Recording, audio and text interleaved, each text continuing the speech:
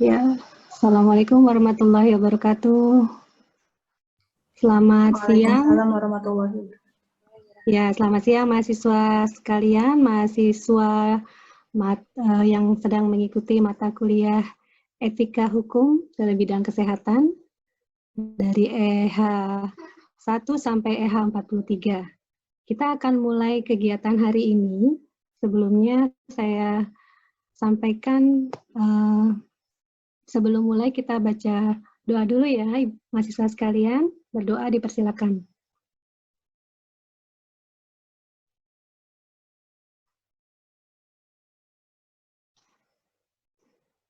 Ya, doa selesai. Baik, mahasiswa sekalian, sebelum dimulai, saya sampaikan beberapa hal terkait ketentuan dari kegiatan hari ini, dimulai dari induksi keselamatan bagi mahasiswa sekalian yang menggunakan aplikasi Zoom dan yang saat ini sedang mengikuti di YouTube. Mohon memperhatikan beberapa hal, perhatikan jarak pandang terhadap personal komputernya, atau laptop, ataupun mobile device yang Anda gunakan. Pastikan jarak aman, pastikan posisi yang nyaman secara ergonomis, kemudian hindari kabel charger, hati-hati di sekitar Anda tentang bahaya listrik, tetap menjaga kesehatan, pastikan ada mug di sekitar Anda, kalau mau minum jadi tinggal minum, ya. Dan memperhatikan tata cara dalam pelaksanaan kegiatan menggunakan tatap maya dengan menggunakan pakaian yang rapi dan dalam posisi yang baik.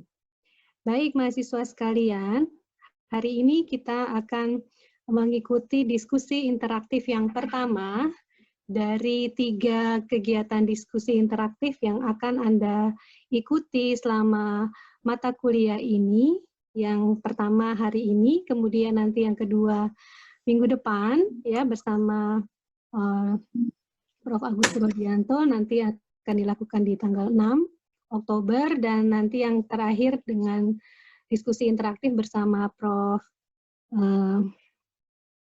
Budi di sekitar tanggal 10 November pada saat Hari Pahlawan. Ya, mahasiswa sekalian, sebelum kita mulai, saya akan coba bacakan dulu kegiatan kita hari ini. Kita akan mengikuti kegiatan dari mulai pukul 13. Nanti dilanjutkan setelah saya perkenalkan Dr. Ade, nanti Dr. Ade akan menyampaikan materi yang diberikan hari ini. Kemudian kita melakukan diskusi interaktif sekitar jam 2, jam 14 sampai 14.40, nanti sekitar jam 14.40 sampai jam 15 acara kita tutup. Kemudian jangan lupa nanti sebelum meninggalkan mengisi presensi. Link presensi itu akan ada foto yang diupload ya, jadi nanti perlu dipersiapkan pada saat mengisi presensi tersebut, mahasiswa sekalian. Oke. Saya coba bacakan, hari ini kita akan mengikuti diskusi interaktif bersama Dr. Ade Firmansyah Sugiharto, spesialis forensik mediko-legal. Mungkin mahasiswa sekalian kalau dilihat dari gelarnya pasti tahu, beliau pasti seorang dokter dan dokter ya, dokter spesialisasinya pada kedokteran forensik. Dan di kedokteran forensik itu sekarang bergabung dengan mediko-legal, jadi kedokteran forensik dan mediko-legal. Nah, saya coba bacakan sedikit supaya mahasiswa sekalian mungkin yang dari mahasiswa kedokteran terinspirasi ingin mengikuti jejak langkahnya Dr. Ade ya, jadi mungkin bisa mengikuti perjalanan karir beliau ya. Saya coba bacakan. Ya, Dr. Ade, panggilannya Tadi nama panjang saya sudah sampaikan, Dr. Ade Firmansyah Sugiharto, lahir di Surabaya 27 Agustus 1981. Nah, kalau beliau melanjutkan studi dari S1, S2, ya spesialis sampai ke S3 di Fakultas Kedokteran Universitas Indonesia. Disertasi beliau terakhir yang tentang keadilan distributif pada pelayanan intensif, telaah etiko-legal dalam reposisi hubungan pengobatan pasien dokter. Wah, ini PK-nya tinggi sekali beliau. Prestasi yang terakhir beliau dapatkan di tahun 2020 ini masuk ke dalam profil alumni Universitas Indonesia Muda Berprestasi. Banyak juga artikel yang telah dihasilkan oleh beliau, relatif aktif, terakhir bersama-sama menyusun pedoman pencegahan dan pengendalian coronavirus disease, revisi kelima di tahun 2020 ini. Kemudian kalau dilihat sekarang beliau aktif sebagai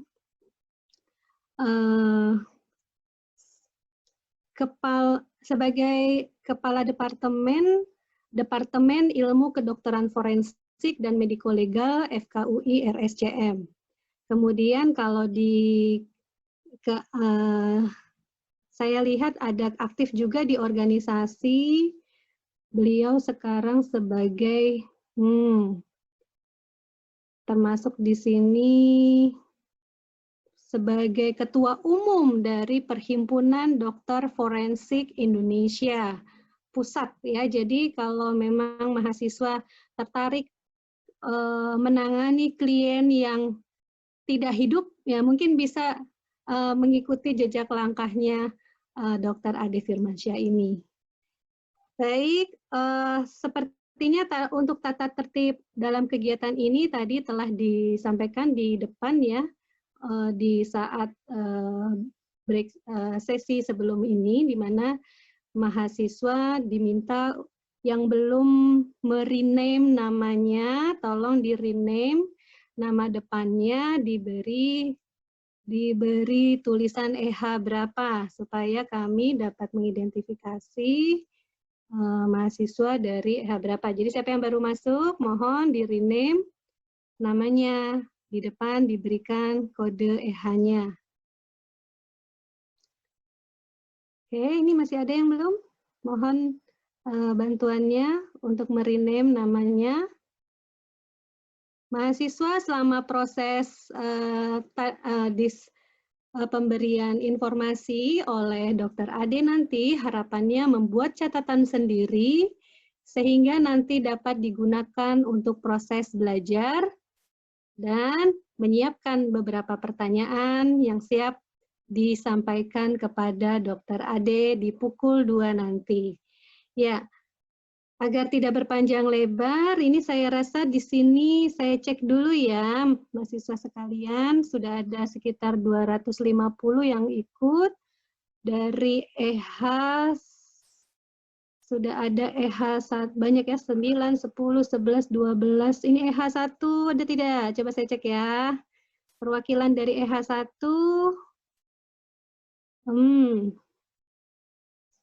EH 1 sudah ada. Boleh EH 1 kok belum kelihatan nih, saya lihat perwakilannya ada yang atau belum di-rename?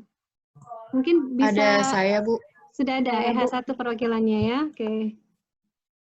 Oke, mohon bantuan yang belum merename namanya untuk merename sehingga bagian depan diberikan EH-nya EH berapa. Ya, sebentar lagi kita akan mulai diskusi yang diawali dengan pemaparan materi dari Dr. Ade Firmansyah.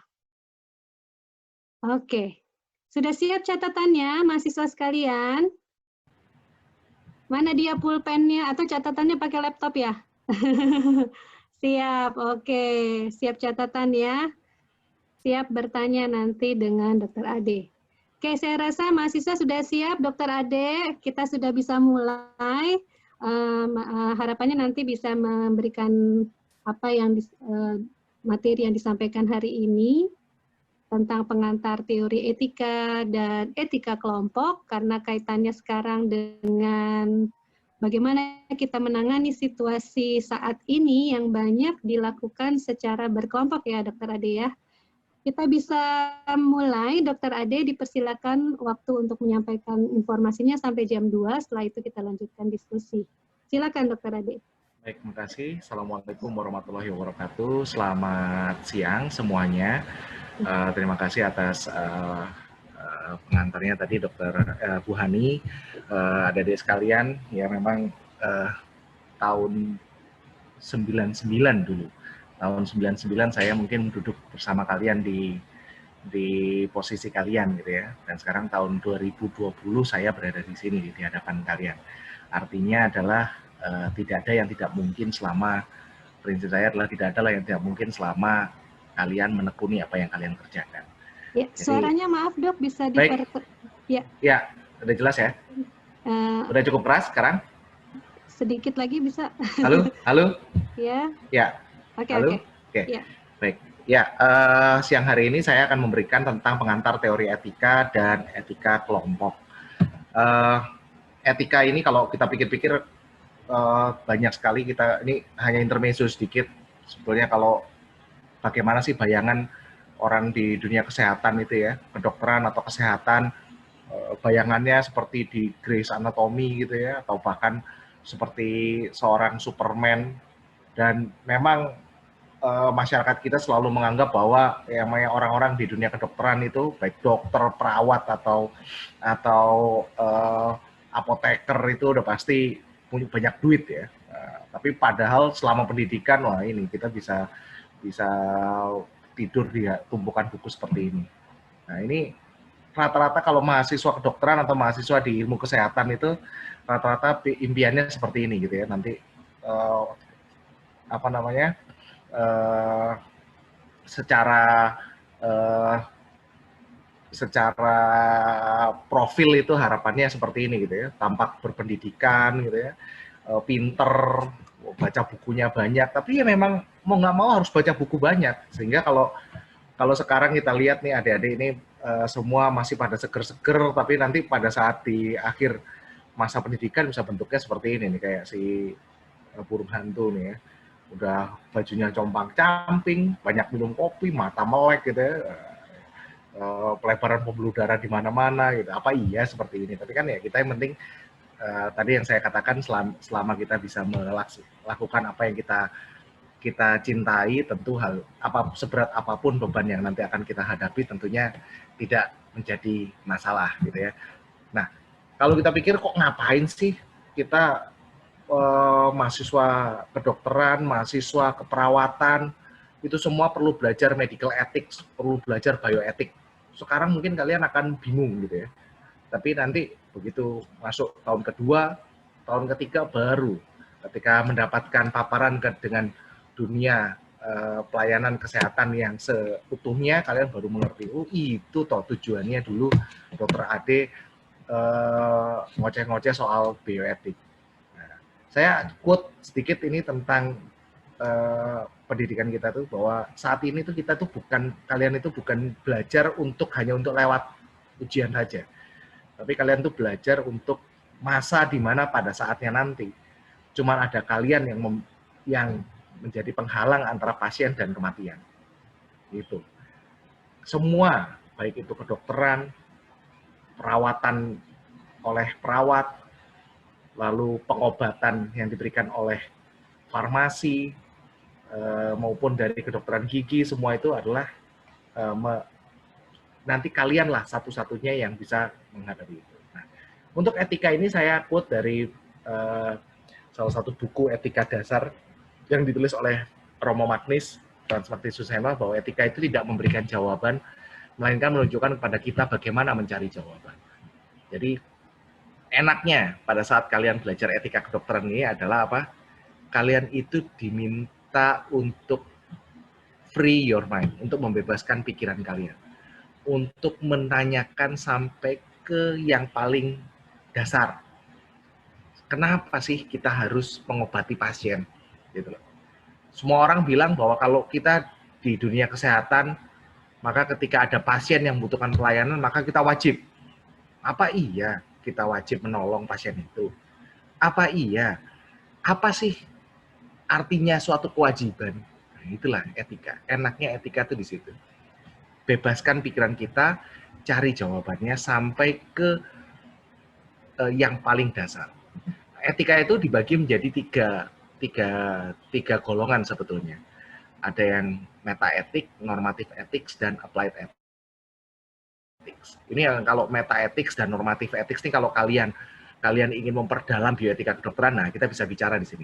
Tapi ternyata etika sendiri dalam mengatasi masalah dilema etika dalam kehidupan sehari-hari, ternyata meta etik dan normatif etik itu tidak selamanya bisa digunakan. Kenapa? Karena ini terlalu teoritis. Makanya oleh Beecham and Childress dalam bukunya Principle for Biomedical Ethics, dia membuat yaitu cabang dari etika terapan, yaitu bioetika biomedical ethics, yang tujuannya adalah untuk mengatasi isu-isu atau permasalahan-permasalahan etika praktis di lapangan. Makanya kita lihat bagaimana prinsip-prinsip itu dibuat dan bagaimana prinsip-prinsip itu bisa mengatasi masalah-masalah etika di lapangan. Nah, tapi sebelum kita bisa masuk ke dalam etika terapan, yaitu tadi Principle for Biomedical Ethics tadi, tentunya kita mesti tahu apa itu teorinya, karena ketiga bentuk dari etika ini, ketiga jenis ini itu sebetulnya bukan suatu hal yang diskrit. Jadi kalau kita udah beretika, kita udah pakai etika terapan, sudah di situ aja. Tapi sebetulnya prinsip-prinsip dari meta ethics pun itu juga bisa, ataupun etika normatif juga masih kita gunakan. Makanya kita masih belajar teori-teori etika dan bagaimana nanti teori etika itu melandasi prinsip-prinsip bioetika kedokteran tadi. Nah, kita mulai dari teori etika yang pertama. Nanti ada cukup banyak ya. Jadi kalian bisa lihat, sebetulnya kalian akan bisa melihat, dan nanti saya akan ada beberapa contoh yang sebetulnya kalian sebetulnya selama ini tuh sudah beretika loh. Cuma sekarang ini saya tunjukkan ini loh teorinya. Nah, seperti itu. Nah, etika yang pertama adalah etika tentang teleologi yang dikemukakan oleh Aristoteles.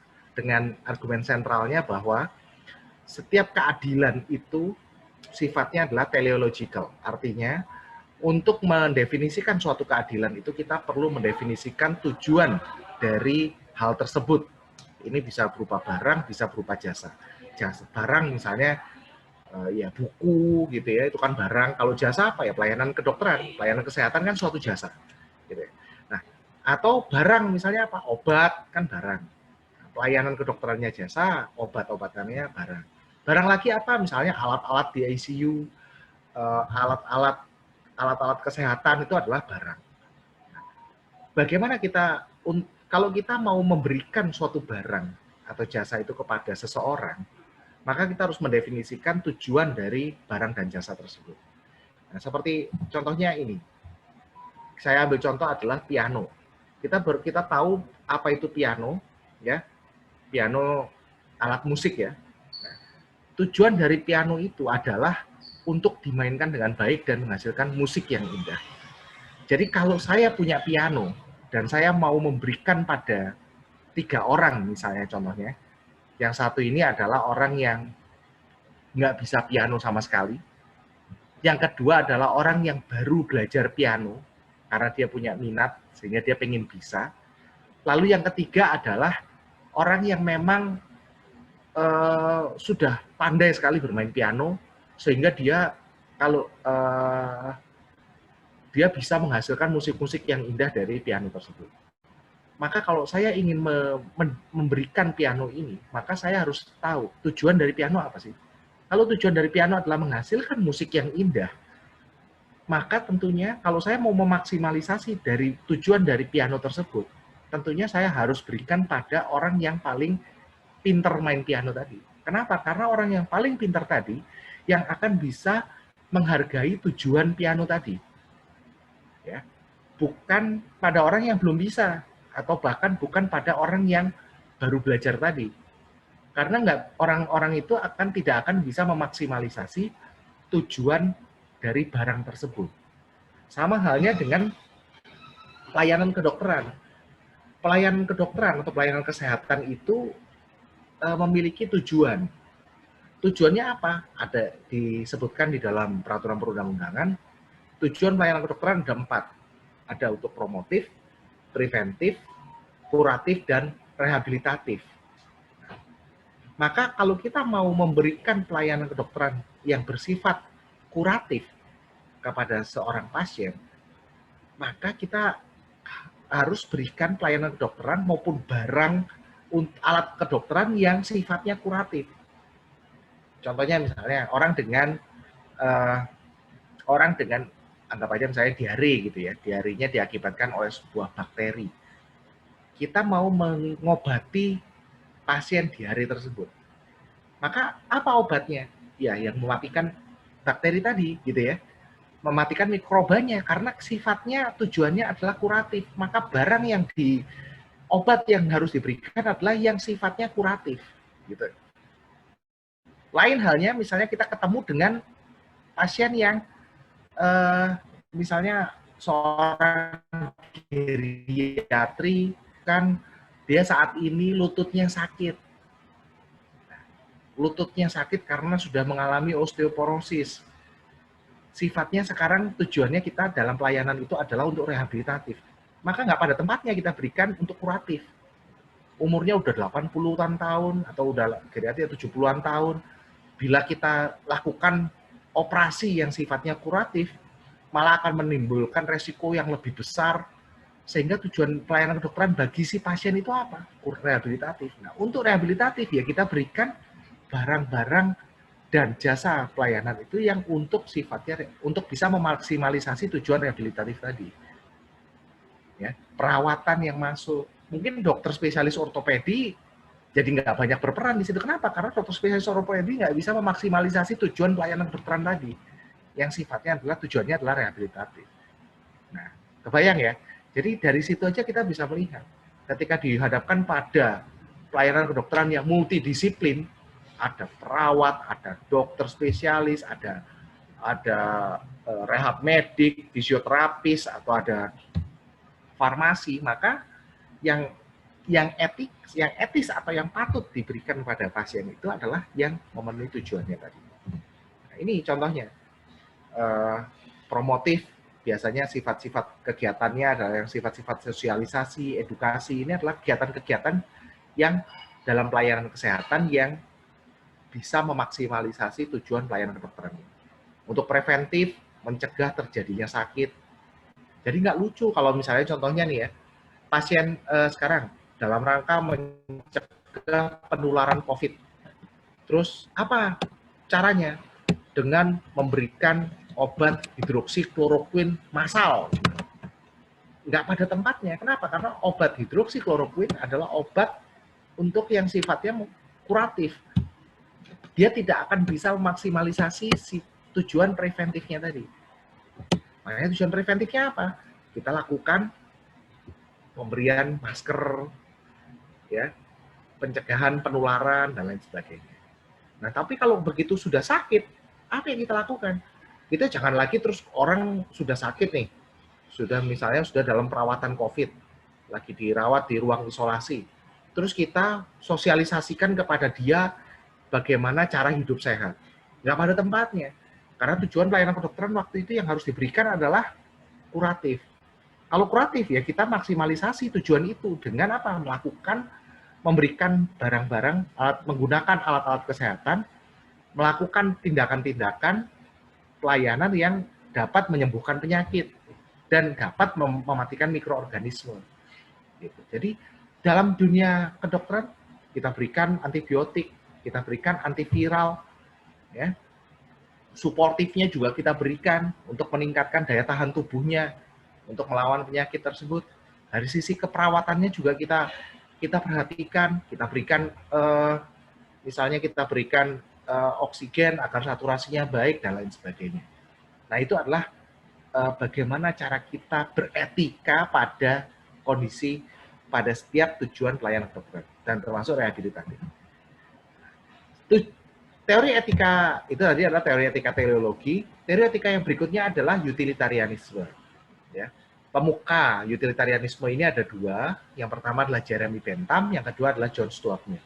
Jadi John Stuart Mill ini adalah muridnya si Jeremy Bentham. Menurut Jeremy Bentham, tujuan hidup manusia itu ada dua, atau utility itu ada dua. Yang pertama adalah memaksimalkan kebahagiaan, dan yang kedua adalah meminimalkan kesengsaraan. Jadi setiap tindakan kedokteran atau pelayanan kesehatan yang dapat memaksimalkan kebahagiaan itu akan adalah etis atau patut untuk dilakukan.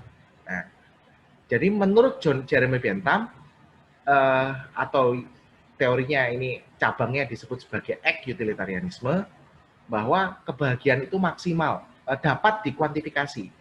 Dan untuk mencapai kebahagiaan tersebut adalah yang terpenting adalah kebahagiaan maksimalnya tujuannya.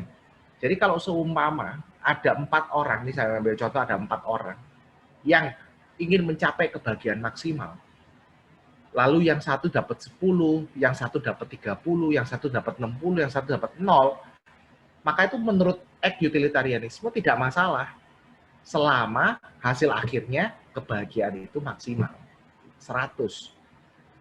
Nah, kalau lalu dikoreksi, dikritik oleh muridnya yaitu John Stuart Mill, bahwa ini nggak benar. Karena apa? Karena proporsi masing-masing atau partisipasi masing-masing individu tidak diperhitungkan menurut utilitarianisme.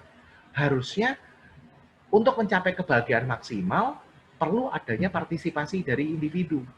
Dan untuk individu itu dapat, masing-masing orang dapat berpartisipasi, maka perlu adanya aturan moral. Nah, aturan moral itu yang disebut dengan moral rule of conduct. Jadi untuk mencapai kebahagiaan yang maksimal dilakukan melalui oleh suatu moral rule of conduct. Melalui suatu langkah-langkah yang aturan-aturan yang disepakati dan bermoral. Maka setelah mengikuti moral rule of conduct, hasil akhirnya tetap seperti ini gitu ya. Yang satu 0, 60, 30 atau 10, maka yaitu tetap saja etis gitu ya. Namun itu partisipasi individu menjadi patokan juga, menjadi diperhitungkan. Nah, seperti contohnya misalnya pada kalian aja. Kalian nih belajar gitu ya. Kalau kebahagiaan maksimal apa sih? Lulus gitu ya, nilainya 100. Tapi untuk bisa mencapai nilai 100 itu kan ada aturannya, ada moral rule of conduct. Dengan apa? Yaitu tadi dengan yang pertama kalian harus belajar dengan baik. Ada aturan-aturan mana yang harus dipelajari. Ada aturan-aturan bagaimana menjalani ujian gitu ya. Nah, sehingga partisipasi kalian diperhitungkan di situ. Nah, setelah partisipasi diperhitungkan, mengikuti itu, maka ketika hasilnya nanti misalnya 100 dapat nilai 100, kalau misalnya yang lain ternyata nilainya kecil karena tidak mengikuti moral ternyata hasilnya tidak baik, juga tidak masalah gitu. Selama hasil akhirnya adalah kebahagiaan yang maksimal. Oke, itu adalah teori utilitarianisme. Jadi patokannya buat kalian apa? Kalau tadi teleologi adalah tujuan, kalau ini patokannya adalah kebahagiaan maksimal. Nah, teori yang ketiga adalah teori keadilan distributif yang dikemukakan oleh John Rawls. Nah, ini yang jadi background atau dasar untuk penelitian disertasi saya tentang keadilan distributif. Karena apa? Karena keadilan distributif itu adalah keadilan untuk setiap keadilan dalam mendistribusikan pelayanan kesehatan sebaik-baiknya, seadil-adilnya. Bagaimana caranya? Mohon maaf ini salah. Yang pertama adalah adanya aturan atau prinsip-prinsip keadilan yang seharusnya dipilih oleh setiap orang. Prinsip keadilan itu apa? Yang pertama adalah setiap orang harus memiliki kebebasan seluas-luasnya yang sama dan sebanding dengan kebebasan yang dimiliki oleh orang lain. Yang kedua adalah setiap orang memiliki kesempatan seluas-luasnya yang sama dan sebanding dengan kesempatan yang dimiliki orang lain. Gitu ya. Jadi kita tuh harus, setiap orang tuh harus punya kebebasan dan kesempatan yang sama. Setiap orang, baik tua, muda, bayi, kaya, miskin, eh, tinggal di kota maupun tinggal di tempat lain, tempat yang terpencil, atau DTT misalnya daerah yang terpencil dan terluar gitu ya. Semua kalau dikatakan dalam hal pelayanan kesehatan, maka semua memiliki kebebasan maupun kesempatan yang sama dalam mendapatkan pelayanan kesehatan. Betul nggak?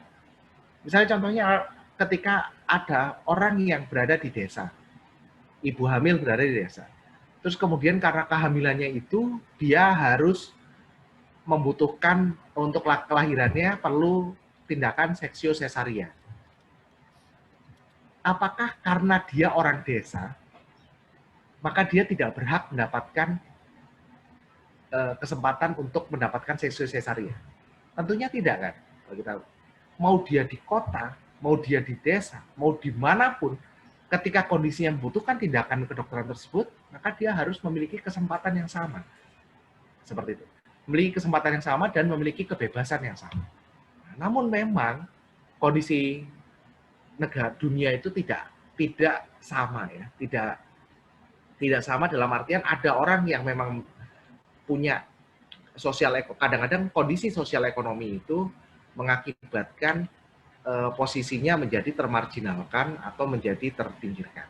Untuk itu makanya perlu adanya, sesuai dengan teori keadilan distributif ini yang disebut dengan difference principle, yang artinya adalah bila terjadi ketidakseimbangan, maka barang dan jasa itu harus diatur sedemikian rupa. Prinsipnya adalah agar orang-orang yang berada pada posisi yang paling rentan itu harusnya mendapatkan prioritas atau mendapatkan bantuan agar kebebasan dan kesempatannya itu menjadi sama seperti orang lain. Nah, seperti itu. Maka prinsip ini yang sebetulnya akhirnya digunakan oleh negara, misalnya pada contohnya negara kita, untuk bisa mendapatkan kebebasan dan kesempatan yang sama, seluas-luasnya yang sama, semua orang diwajibkan ikut BPJS, ya kan? Nah, namun ketika orang itu nggak mampu bayar iuran BPJS, bagaimana? Pemerintah yang bayarin, mereka menjadi PBI, penerima bantuan iuran. Penerima bantuan iuran. Kenapa? Karena begitu iurannya dia dibayarkan oleh pemerintah, maka kebebasan dan kesempatannya dia untuk mengakses layanan kesehatan itu menjadi sama dengan orang yang lain. Kan begitu. Ya. Jadi itu salah satu contoh bagaimana menerapkan teori etika keadilan distributif pada pelayanan kedokteran atau pelayanan kesehatan. Yang lainnya apa? Pemerintah bikin bangun jalan sampai ke pelosok-pelosok. Tujuannya apa? Ya itu tadi. Kebebasannya, jadi orang yang ada di pelosok, begitu dia membutuhkan layanan kesehatan, dia menjadi bebas. Dia bisa menuju ke tempat pelayanan kesehatan yang terdekat. Sistem rujukan juga begitu. Tujuannya apa? Itu kebebasan dan kesempatan juga ada, bisa dirasakan semua orang. Puskesmas dibangun sampai ke pelosok-pelosok. Dokter maupun tenaga medis diarahkan untuk bisa mengisi tempat pos-pos yang terluar tadi.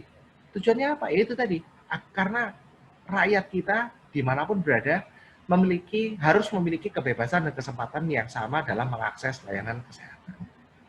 Jadi kalau saya bilang keadilan itu bagaimana? Apakah seperti ini keadilan itu?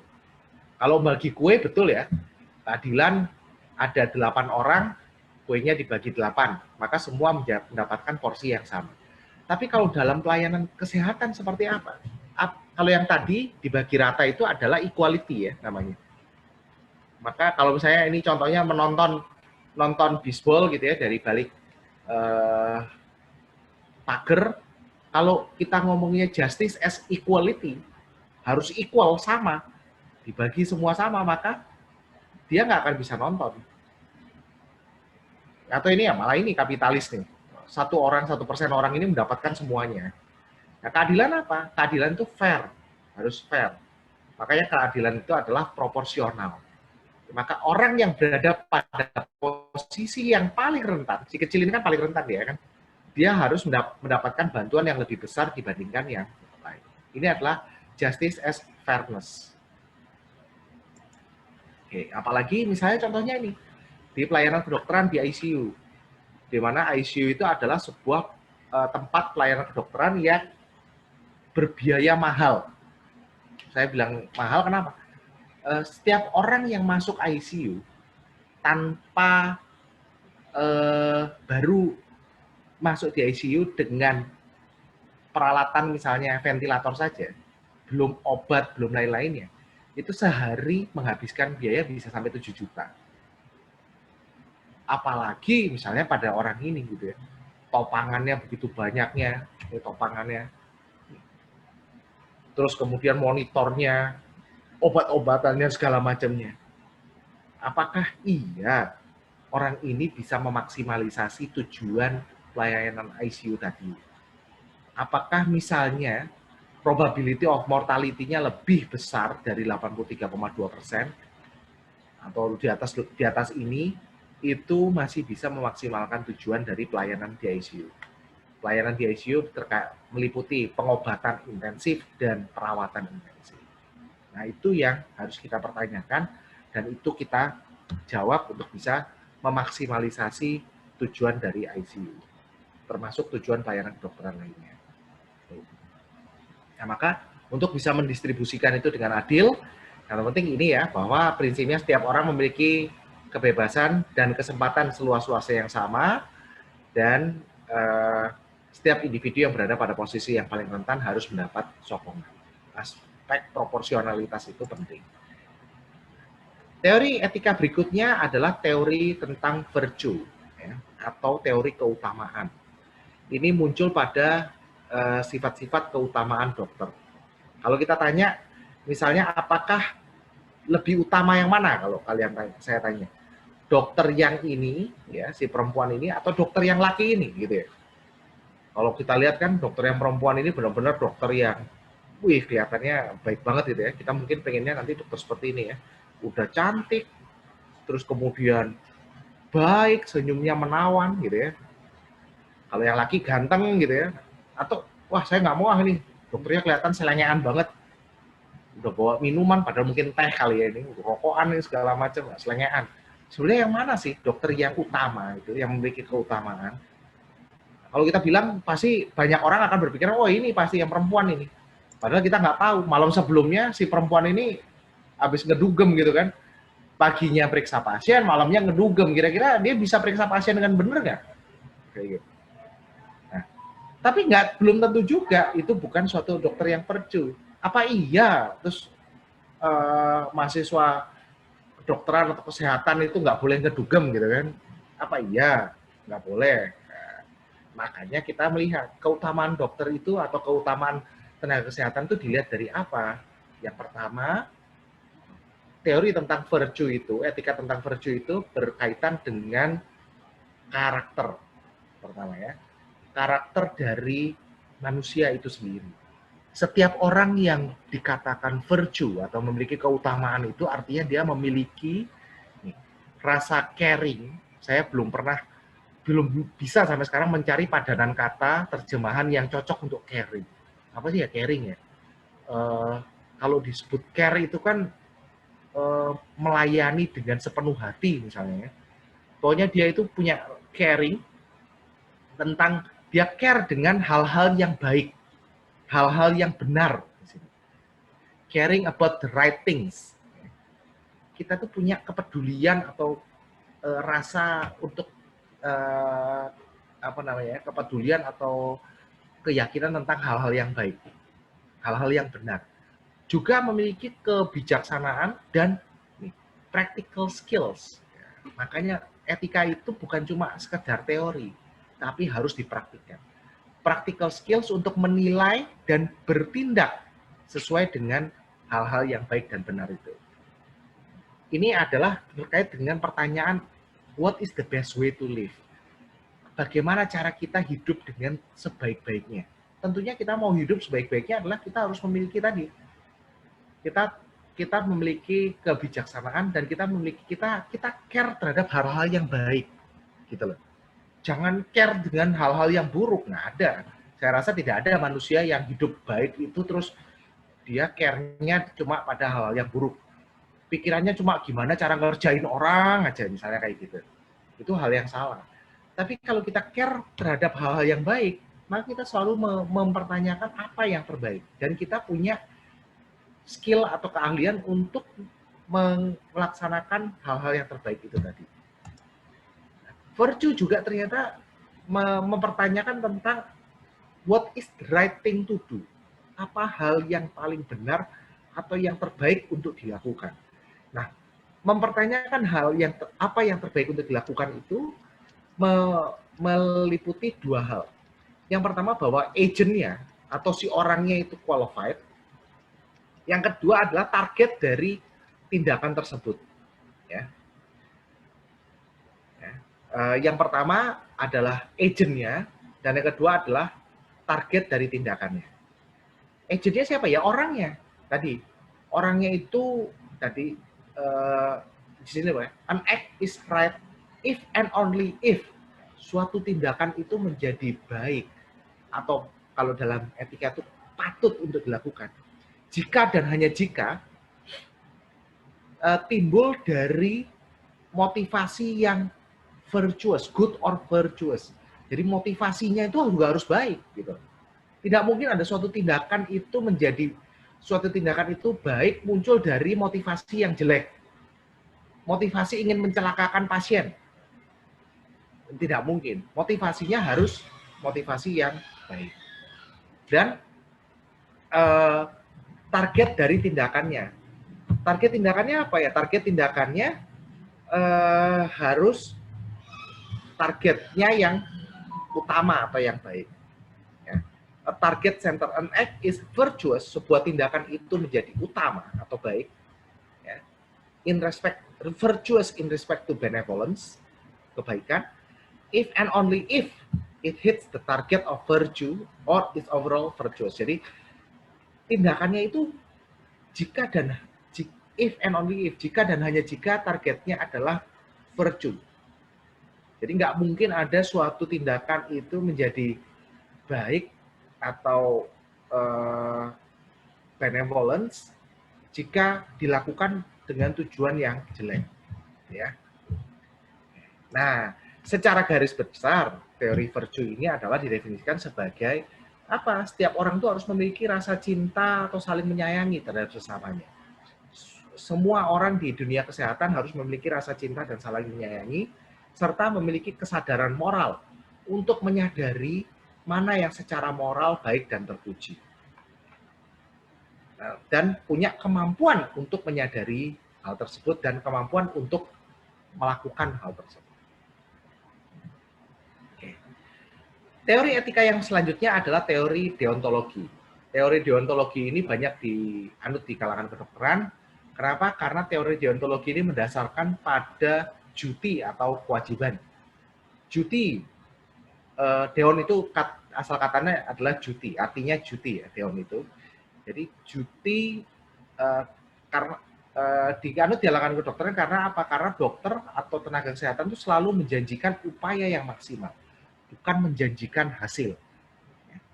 Contohnya misalnya, kita akan berupaya, kita akan bilang pada pasiennya, kalau misalnya dokter, kita akan bilang pada pasien kita, Pak atau Bu, kita upaya nih ya, kita lakukan yang terbaik, nanti ya bismillah, semoga insya Allah hasilnya akan memberikan hasil yang terbaik.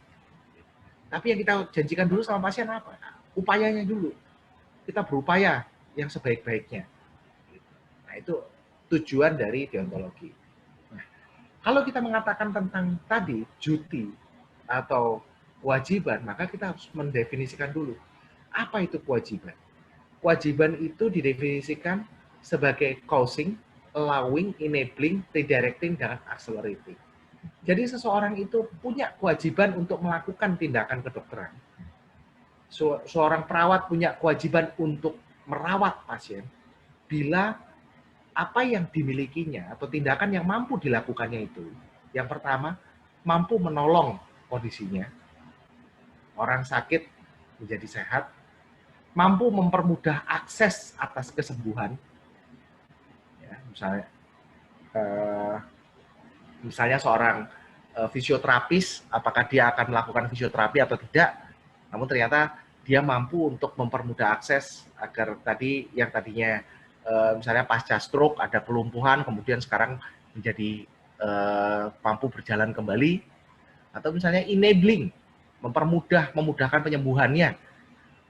Sebagai seorang sarjana farmasi, apoteker, kalian mampu memberikan obat yang baik agar seorang pasien itu mempermudah penyembuhannya atau mengubah kondisi dari sakit menjadi sembuh dan mempercepat. Bila salah satu aja dari sini itu positif, maka Anda memiliki kewajiban untuk menolong orang tersebut. Nah, sekali lagi, coaching, allowing, enabling, redirecting, dan accelerating terhadap kondisi si pasien. Nah, dari ke teori-teori tersebut tentunya disarikan sesuai teori etika ke applied ethics atau etika terapan yang dikemukakan oleh Beecham and Childress yang terdiri dari 4 kaidah. Ya, yang pertama adalah respect for autonomy, kedua non-maleficence, ketiga beneficence, dan yang keempat adalah justice. Nah, kata kunci dari keempat ini adalah untuk respect for autonomy adalah menghargai hak untuk menentukan nasibnya sendiri. Berasal dari kata otonom. Jadi kita sebagai tenaga kesehatan harus menghargai orang itu punya otonomi. Saya menghargai kalian tuh mampu berbicara, mampu memutuskan. Untuk non-maleficence artinya kita menghargai bahwa kita harus melakukan tindakan-tindakan yang menghindarkan dari akibat buruk. Untuk beneficence artinya kita harus berbuat baik kepada pasien, memberikan manfaat lebih besar dari resiko atau keburukan yang bisa timbul. Dan untuk keadilan adalah treat equal equally, treat unequal unequally. Pada kondisi yang equal atau sama, kita harus perlakukan pasien dengan sama. Bukan karena dia bayar lebih atau dia mampu membayar lebih banyak, maka kita menjadi lebih perhatian gitu misalnya. Tidak, tapi dalam pelayanan kesehatan kita harus equal dalam kondisi medisnya. Kalau kondisi medisnya equal ya kita perlakukan equally. Kalau kondisi medisnya tidak equal ya kita harus perlakukan secara tidak equal, tidak setara. Pertama untuk respect for autonomy itu tadi ya, bahwa setiap orang itu punya hak untuk punya kemampuan untuk berpikir dan memutuskan. Ya. Setiap orang itu punya kemampuan. Kita dibekali pikiran, kita mampu berpikir. Bila diberikan informasi, kita mampu berpikir. Sebetulnya apa sih yang terjadi? Dan bila dihadapkan pada pilihan-pilihan tentang pelayanan kesehatan, maka kita orang yang otonom itu artinya dia mampu memutuskan apa yang terbaik bagi dirinya. Namun sekali lagi, otonomi atau kompetensi untuk memutuskan itu bukanlah suatu hal yang diskret. Artinya bukan, kalau kita lihat, kompetensi atau otonomi itu berkisar dari sini. Dari yang tidak otonom sama sekali, sampai ke full kompeten.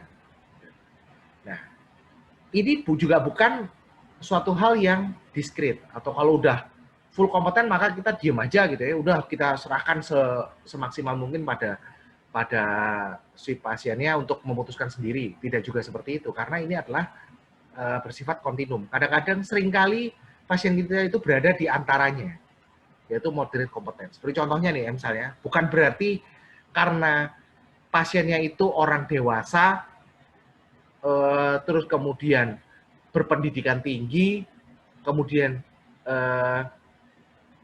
batuk pilek doang, terus maka dia fully kompeten. Tidak juga seperti itu. Lain ya, antara kedewasaan, usia dengan otonomi itu berbeda. Karena kesehatan seseorang itu bisa mempengaruhi kondisi otonomi dia. Misalnya contohnya nih, kita menghadapi pasien yang lagi COVID. Kemudian dia secara emosional juga punya pemikiran yang punya beban. Belum lagi kepalanya pusing kan, karena kan sifatnya menunjukkan seperti influenza like illness ya, muncul gejala-gejala ILI. kepalanya pusing, batuk-batuk, hidung tersumbat, anosmia, terus kemudian kita jelaskan tentang COVID. Kira-kira dia 100% ngerti nggak? Ya nggak? Coba kita bayangkan sendiri, sekalipun orang itu S3 dan lain sebagainya. Nah, kondisi itu bisa mengakibatkan, kondisi kesehatan seseorang itu bisa mengakibatkan turunnya kompetensinya. Sehingga dia biasanya pasien-pasien kita itu berada di antara sini. Makanya kita tetap harus membimbing pasien, mempersuasi agar pasien bisa mengambil keputusan yang terbaik. Nah, untuk respect for autonomy itu muncul sekali pada kondisi saat kita melakukan informed consent.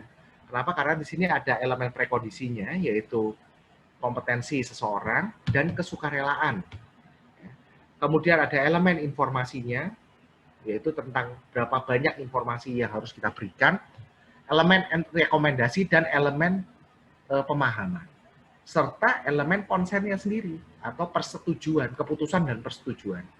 Jadi kita itu hanya boleh menyampaikan pada pasien semaksimal mungkin sehingga pasien itu paham, dan kemudian pasienlah yang boleh akan mengotorisasi apa yang boleh dilakukan terhadap dirinya. Seperti itu.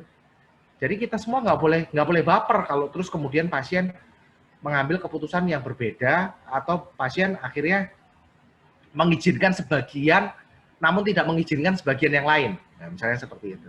Bisa saja terjadi seperti itu. Kita nggak boleh baper. Ya. Karena mungkin buat pasien itulah yang terbaik buat dirinya. Kayak gitu.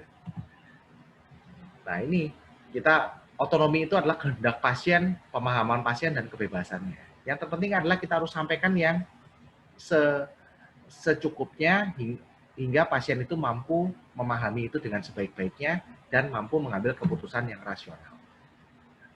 Non-maleficence itu adalah artinya kata kuncinya adalah menghindarkan pasien dari akibat buruk atau menghindarkan pasien dari risiko, menjauhkan pasien dari risiko, remove harm, ya, membuang atau menyingkirkan akibat buruk tersebut.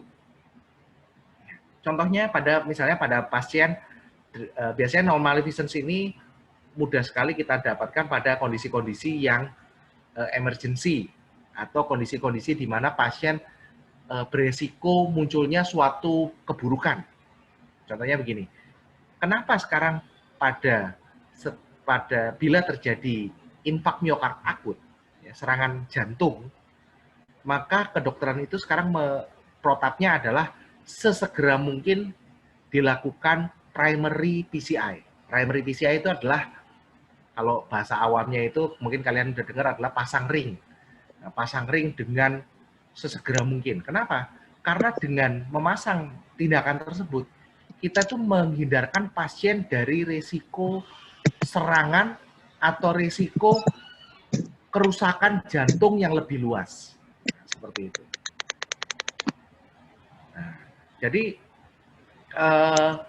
tindakan itu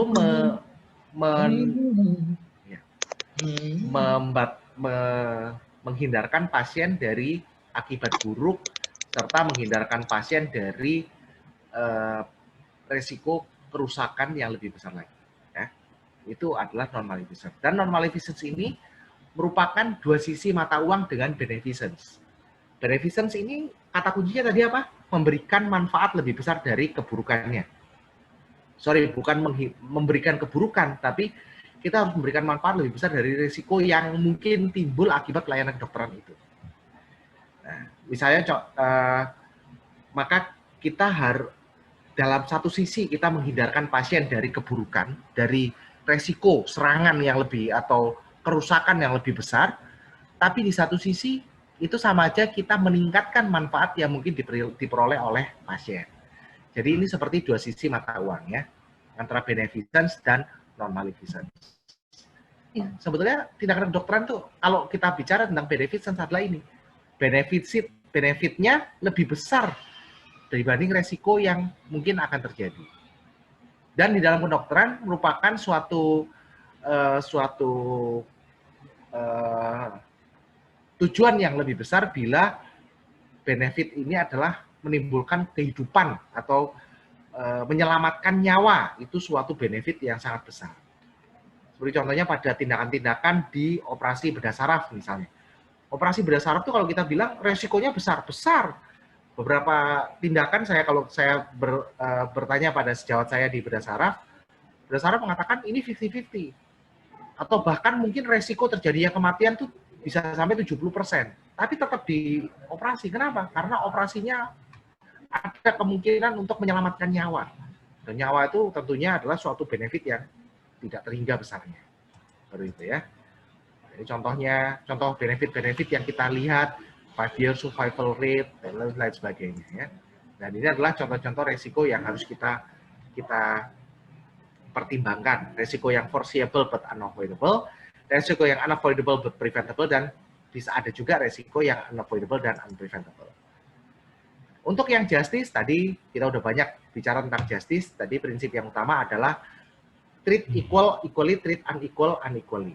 Contoh misalnya adalah ketika kita berada di IGD, IGD, instalasi gawat darurat, kita akan melihat di situ ada pengkategorian lokasi. Ada zona hijau, ada zona kuning, ada zona merah. Tujuannya apa? Ya, berarti semua orang yang berada di zona hijau itu sedikit banyak memiliki kondisi yang sama.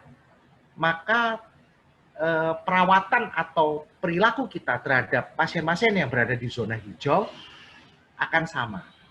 Nah, kita nggak boleh. Nah, ketika kondisinya unequal, pasien di kondisi di zona hijau dan zona kuning dengan di zona merah, tentunya berbeda. Di zona merah itu biasanya kondisinya sudah gawat dan darurat.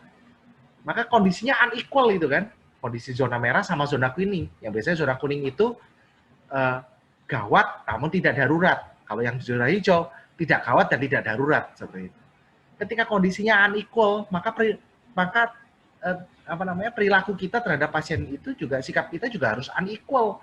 Jangan cara menata laksana pasien di zona merah sama aja dengan pasien yang di zona hijau.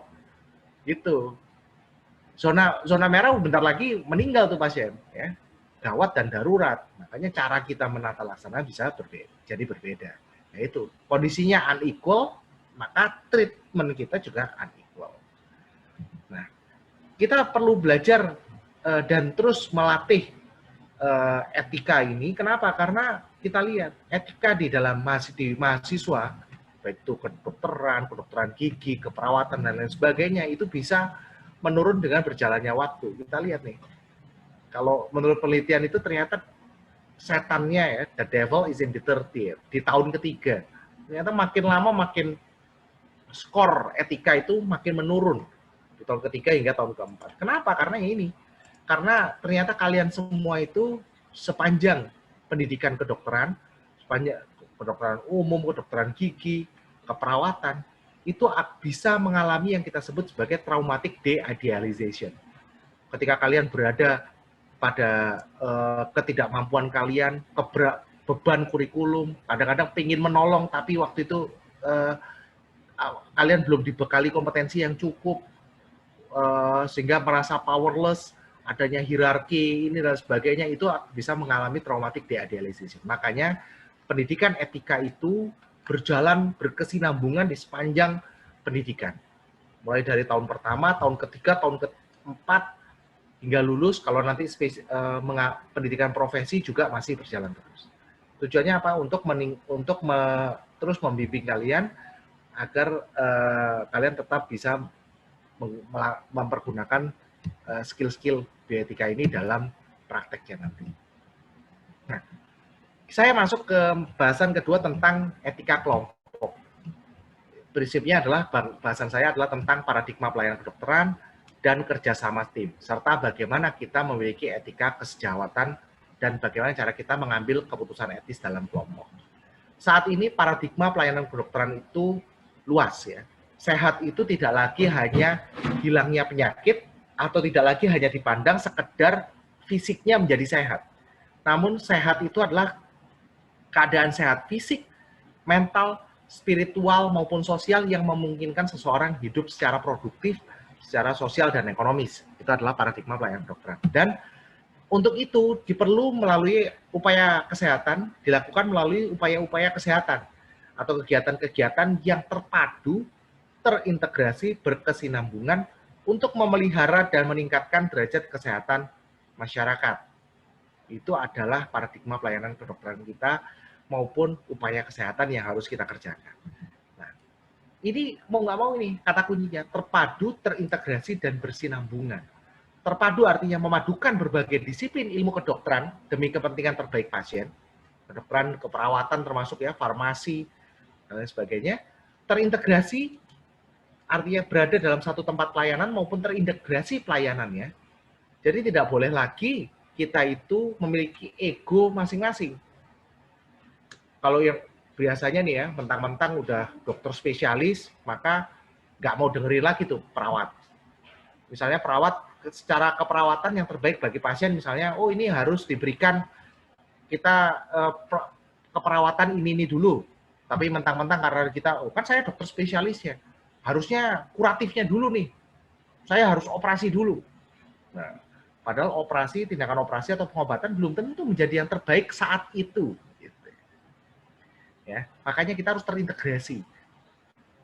Dan saat ini kita sudah tidak ada, bukan suatu keniscayaan lagi bahwa pelayanan kedokteran itu, pelayanan kesehatan itu dilakukan oleh one man show, oleh hanya satu orang dokter. Tidak ada lagi. Dokter pun berbagai macam, perawat pun juga berbagai macam, dan ada farmasi dan lain sebagainya. Dan bersinambungan meliputi pelayanan promotif, preventif, kuratif, dan rehabilitatif. Jadi tanggung jawab seorang dokter, perawat, farmasi, dokter gigi itu tidak hanya pada saat kuratif, tapi tanggung jawabnya bagi pasien secara holistik mulai dari promotif sampai rehabilitatif. Setelah selesai, misalnya setelah seorang pasien dengan appendicitis akut, setelah selesai operasi appendektomi, apa yang dilakukan? Maka dia harus direhabilitasi agar mampu tadi kembali ke masyarakat, bekerja secara produktif. Lalu selanjutnya apa? Tanggung jawab kita. Tanggung jawab kita promotif dan preventif. Promotif agar si pasien bisa hidup dengan sehat, preventif agar jangan sampai sakit lagi kan gitu. Nah, itu artinya bersinambungan. Jadi artinya sekarang pelayanan kesehatan itu holistik dan terintegrasi. Kenapa harus seperti itu? Agar tidak terjadi overmedikalisasi. Saat ini jangankan ini ya, dulu ketika masih ada masing-masing itu punya ego sektoral masing-masing, maka misalnya seorang pasien dengan multikomorbid itu bisa terjadi overmedikalisasi. Dokter penyakit dalam ngasih obat A, dokter bedah minta operasi, nanti dokter PA minta apa, dokter ini minta apa, semua minta, akhirnya pasien bisa hari ini operasi, besok perawatan apa, lusa operasi lagi, nanti obatnya bisa sampai 11. Nah, seperti itu. Jadi membingungkan kan, overmedikalisasi belum tentu itu semua adalah yang terbaik bagi pasien. Nah, kita akan, ini tujuan pelayanan kedokteran tadi saya sudah sampaikan.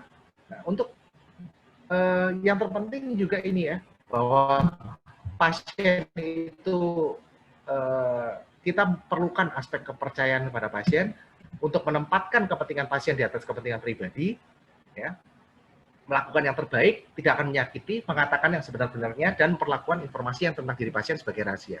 Dan kita juga harus menyadari tadi bahwa pasien bukanlah hanya individu, tapi bagian dari masyarakat yang lebih luas. Pasien ini adalah bagian dari keluarganya, dan juga bagian dari masyarakat yang lebih luas. Ini juga sesuai dengan tadi, paradigma pelayanan kesehatan tadi. Yang melihat kesehatan itu tidak hanya secara fisik, namun juga psikis dan sosial, serta mampu hidup secara produktif. Nah, ini adalah tenaga-tenaga kesehatan yang saat ini ada, sekarang sudah sangat multidisiplin, dokter spesialis, dokter gigi spesialis, ada perawat, ada bidan, ada keteknisian medis, radiologi, teknisi forensik, ada rehabilitasi medis, ada farmasi, apoteker, dan lain sebagainya. Makanya dibutuhkan kerjasama tim, ya. Nih, contohnya nih, mengatasi misalnya ada tadi, saya ambil contoh pasien geriatri dengan permasalahan di lututnya. Ada penyakit dalamnya, ada rehab mediknya, ada tim anestesinya, misalnya dia nyeri sekali, ada patologi anatominya, ada bedah, patologi klinik, radiologi, dan sebagainya. Ini semua berjalan harus bekerja sama untuk mengatasi permasalahan kesehatan pasien. Dalam sisi pelayanan kedokteran pun mulai dari diagnostik, terapi hingga rehabilitasi juga sudah berjalan dengan multidisiplin. Mendiagnosis saja itu ada dokter, perawat, ada radiologi, bisa laboratorium, bisa PA. Ini aja sudah multidisiplin. Terapi juga multidisiplin, karena terapi itu bukan hanya pengobatan, tapi juga perawatan, ya, sampai ke rehabilitasinya. Nah, makanya dibutuhkan adanya etika kesejawatan, yang bagian dari etika sosial, untuk kita bisa mendapatkan nilai kolektif kelompok. Nilai kolektif kelompok itu tidak selalu sama dengan nilai pribadi. Contohnya tadi misalnya, apa yang terbaik bagi pasien saat ini? Seorang geriatri dengan permasalahan lutut yang diakibatkan oleh osteoporosis. Apakah saat ini pasien itu harus dioperasi lututnya? Misalnya kayak gitu. Belum nilai pribadi seorang dokter spesialis ortopedi mungkin mengatakan operasi. Penyakit dalam mungkin mengatakan, oh kita terapi hormon aja dulu supaya menghindarkan dari osteoporosisnya tidak berkembang. Dari anestesi mungkin pain manajemennya yang dikedepankan untuk menghindarkan pasien dari rasa nyeri. Dari rehab medik mengatakan, oh enggak, kita cukup dengan pemasangan deker aja, yang penting dia kualitas hidupnya terjamin dan lain sebagainya. Itu semua adalah nilai pribadi yang harus digabungkan menjadi satu, menjadi nilai kolektif kelompok. Yang nilai kolektif kelompok itu juga tidak selalu sama dengan nilai pribadi. Nah, ini contoh lain, ya, nilai kolektif kelompok itu bisa saja terjadi di kaidah dirawat jalan, dirawat inap, di ICU, atau bahkan di tempat lainnya. Nah, kondisi ruang rawat yang berbeda dapat terjadi perubahan dokter penanggung jawab pelayanan. Artinya tadi, perubahan dokter penanggung jawab pelayanan, perubahan tujuan pelayanan, perubahan nilai kolektif yang harus diambil. Perawat juga sama. Tidak selalu atau semua perawat atau tenaga medis lainnya juga tidak boleh mengedepankan ego pribadi. Kita harus mengedepankan kesejawatan dan nilai kolektif kelompok. Tujuannya apa tadi? Harusnya tentu kita mencapai tujuan yang proporsional dengan konsekuensi yang bisa kita pertanggungjawabkan. Ya. Nah, yang bisa kita lakukan saat ini adalah kita tidak mengintervensi pasien dalam mengambil keputusan, namun kita harus bisa mempersuasi pasien. Kita menggunakan teori etika virtue dalam kelompok itu untuk menghormati hak pasien, menjaga rahasia yang dipercayakan, dan bersikap adil dan jujur dalam memberikan pelayanan. Ya. Strategi yang kita gunakan adalah deontologi dalam etika kesejawatan. Apa? Kita orientasinya situasi apa yang sekarang dihadapi oleh pasien. Persepsi kepentingan siapa sih sebenarnya yang saat ini harus kita kedepankan. Prinsip solidaritas, setiap masing-masing disiplin harus memiliki solidaritas, dan prinsip pluralitas serta manajemen konflik terhadap baik itu secara internal si tenaga medis maupun konflik eksternal dengan tenaga medis lainnya. Karena itu tadi saya katakan, karena apa? Kenapa ada bisa terjadi konflik? Karena nilai pribadi tidak selalu sama dengan nilai kolektif kelompok. Untuk apa? Untuk mencapai tujuan kedokteran dengan mendahulukan kepentingan pasien, perlindungan terhadap kehidupan, serta menjaga integritas profesi dan tanggung jawab kita kepada publik. Ini adalah langkah-langkah cara kita untuk beretika dalam kelompok. Mengutamakan dengan menggunakan teori virtue, deontologi, dan mencapai tujuan kedokteran.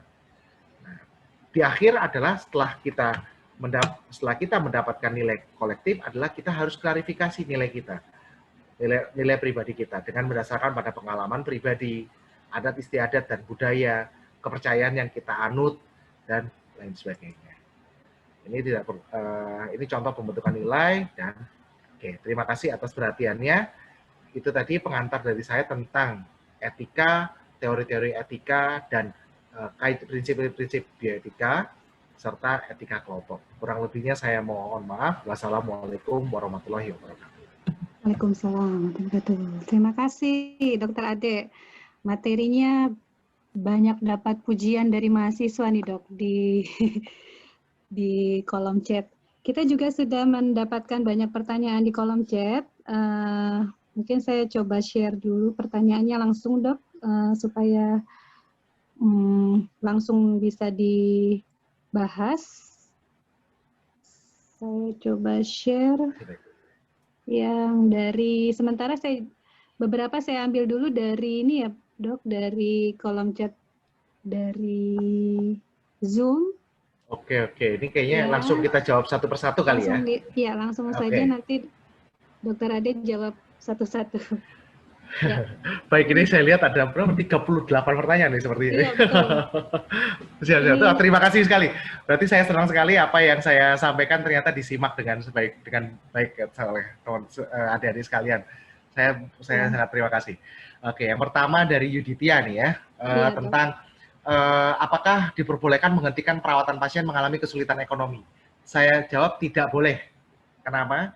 Karena ekonomi tidak boleh membatasi akses terhadap pelayanan kesehatan. Tidak ada pelayanan kesehatan bahkan sekarang itu sudah tidak lagi hanya sifatnya bioetika, tapi bahkan sudah menjadi hukum. Ketika dalam kondisi gawat darurat tidak boleh menolak pasien karena alasan biaya. Dan ketika seseorang itu menjadi anggota BPJS, maka pelayanan itu tidak mungkin ditanya lagi masalah ekonomi. Namun yang terjadi sebetulnya bukan masalah digolongkan dengan alasan ekonomi. Tapi yang sekarang kita lihat juga banyak fenomenanya itu ada pasien-pasien yang begini, dia pengguna BPJS kelas 2 atau kelas 3, tapi pengen dirawat di kelas 1. Misalnya seperti itu. Ya akhirnya kan repot kan kalau kayak gitu. Tapi selama dia juga mengikuti sesuai, karena sebetulnya kelas pelayanan itu bukanlah berhubungan dengan kelas tindakan kedokterannya.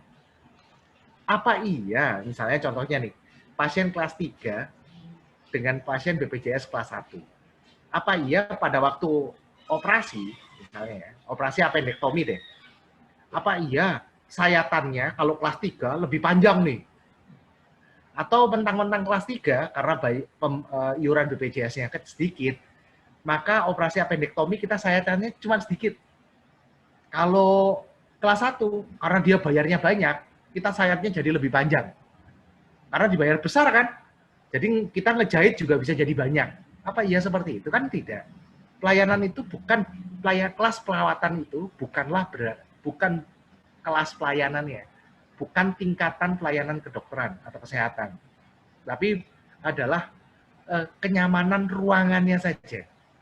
Itu. Nah, ini yang seharusnya kita menjadi pertimbangan kita dalam memberikan pelayanan. Contoh paling gampang adalah apa iya ketika pasien itu punya mampu bayar sama tidak bayar, kira-kira hak atas informasinya itu sama atau beda?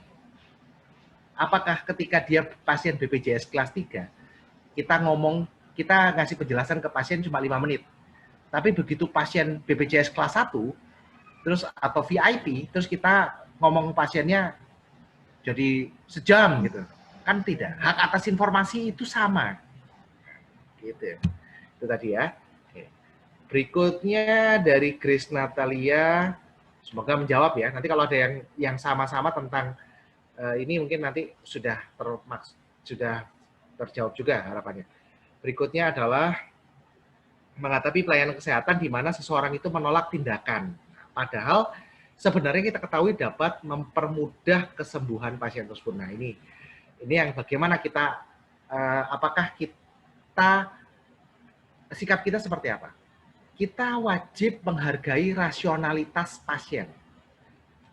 Saya katakan menghargai rasionalitas, kenapa? Karena ketika seseorang itu memutuskan, itu berdasarkan apa yang dia yakini. Keyakinan seseorang itu timbul dari apa? Dari macam-macam. Tidak hanya dari ilmu ternyata, juga dari pengalaman dia. Kadang-kadang mungkin dia punya pengalaman,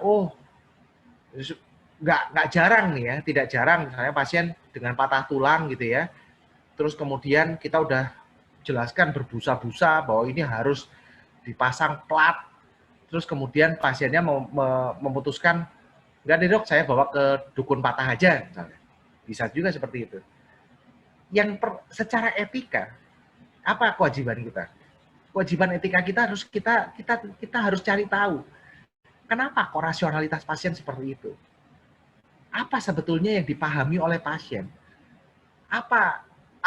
Kenapa pasien menganggap dukun patah itu lebih benar dibanding, atau lebih rasional, saya nggak bilang lebih benar ya, lebih rasional buat dia dibanding pasang plate and screw misalnya. Kenapa orang itu lebih memilih minum jamu-jamuan ketika perawatan pasien kanker, misalnya perawatan kanker, dibanding mengambil operasi? Itu banyak, itu kalau kita gali itu lebih banyak.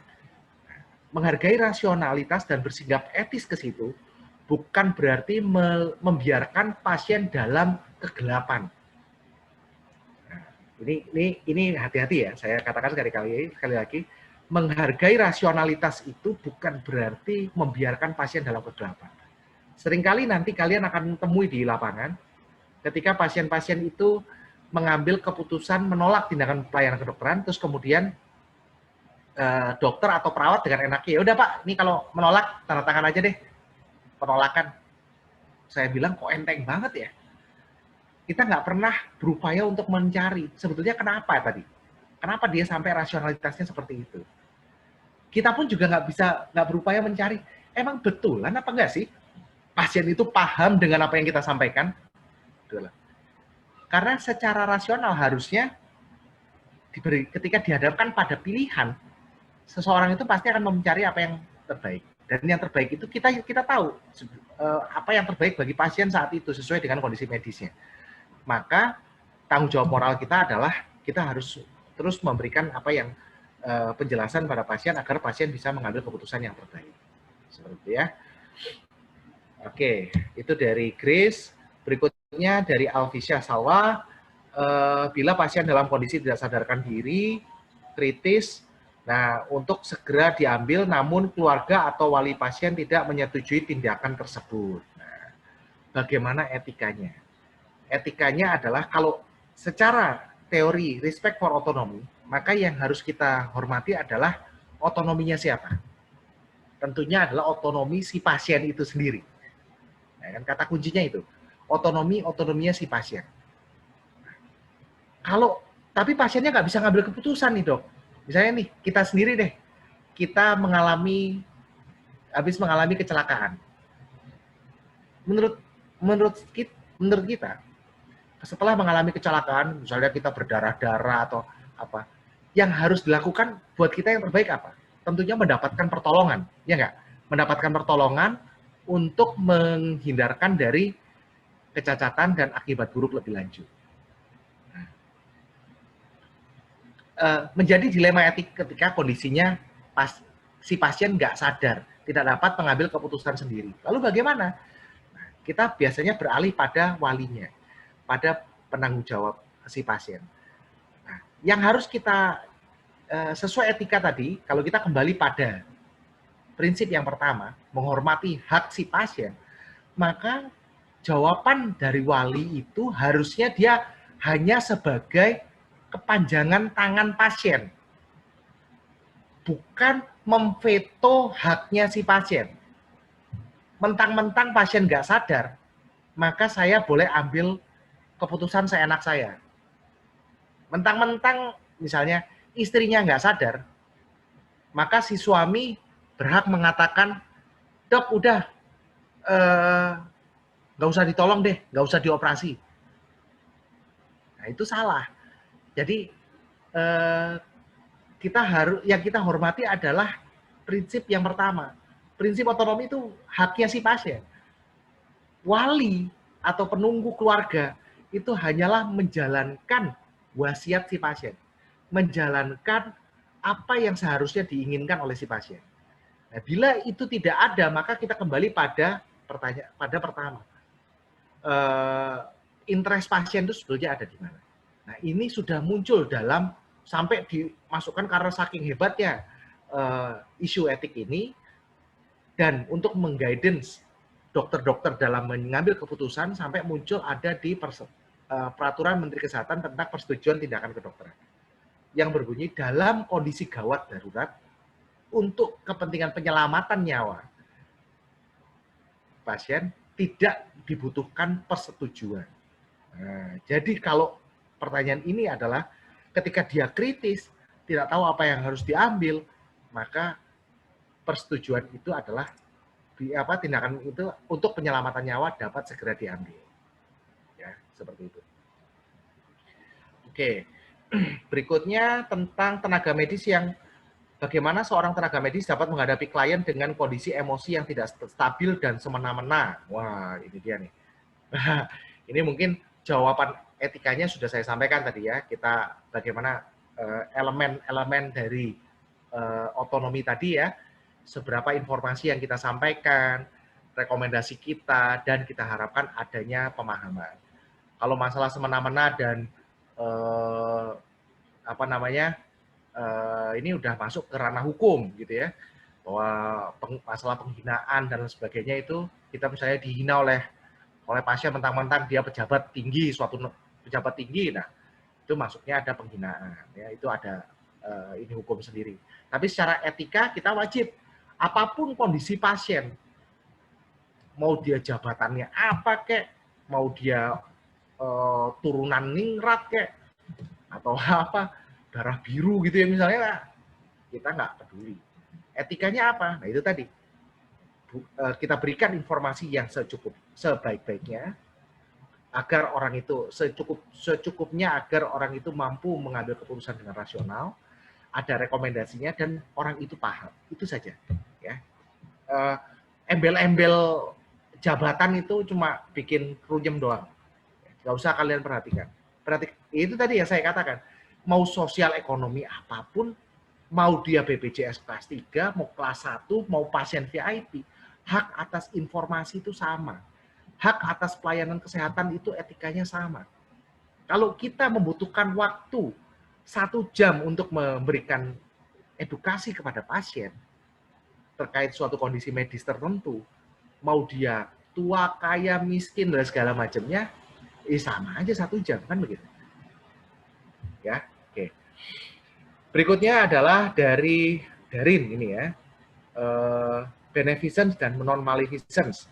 Tadi ya perbedaannya, oke. Perbedaannya tadi yang penting adalah non-maleficence menghindarkan, kata kuncinya yang harus kalian pegang. Non-maleficence adalah menghindarkan dari resiko atau menghindarkan dari akibat buruk. Beneficence artinya berbuat baik. Itu aja.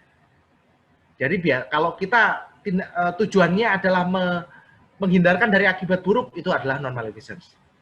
Tapi secara garis besar, semua tindakan dokter untuk berbuat baik kepada pasien atau tindakan perawat untuk berbuat baik kepada pasien itu adalah beneficence. Perbedaannya itu aja. Jadi tergantung konteksnya dan tergantung argumentasi kita. Jadi, saya ambil contoh, misalnya seperti tadi saya ambil contoh, kita langsung memberikan pelayanan yang ini tadi ya, seperti pertanyaan teman kalian di atas tadi, kondisinya kritis, penyelamatan nyawa, kita langsung ambil tindakan sesegera mungkin. Nah, dari aspek kalau bagaimana non-maleficence, tindakan sesegera mungkin itu akan menyelamatkan nyawa, menghindarkan dari kematian. Nah, itu dia. Menghindarkan dari kematian itu kan menghindarkan dari keburukan. Itu adalah implementasi dari kaidah non-maleficence. Tapi kita nggak pakai nanya, kalau kita dari aspek sisi beneficence, implementasi beneficence, dengan meningkatkan, dengan melakukan pelayanan segera, manfaat bagi pasien, keselamatan akan lebih terjamin. Nah, itu adalah argumentasi dari sisi beneficence. Mungkin seperti itu ya. Nah, nanti sambil jalan, wah ini dari Josh Nathaniel, waduh panjang sekali. Kaidah dasar justice dalam pelayanan kesehatan, sepertinya tidak kita sadari, masalah kelas muncul di suatu rumah sakit, inequality, pemilihan kelas, otonomi dan secara praktis agar rumah sakit dapat beroperasi secara normal. Kelas bawah tidak mendapatkan pelayanan terbaik. Ini tadi kelas-kelas ini saya rasa sudah sudah ini ya, sudah tadi terjawab. Bagaimana suatu pelayanan kesehatan dapat menjadi jalan tengah di mana keadilan tercapai secara finansial, secara virtue, dan secara memberi otonomi. Terus saya sendiri butuhnya penyetaraan dulu, baru kita bisa berlanjut. Nah, yang terpenting adalah tadi kesetaraan itu adalah kesetaraan terhadap pelayanan kesehatannya, bukan tidak tergantung atau indispensable kalau bahasa Inggrisnya itu ya, tidak mempertimbangkan status sosial ekonomi, tua, kaya, dan miskin, segala macamnya. Embel-embel tadi. Hak atas kesehatan adalah hak asasi manusia yang harus dirasakan secara merata dan sama bagi semua orang. Itu saja.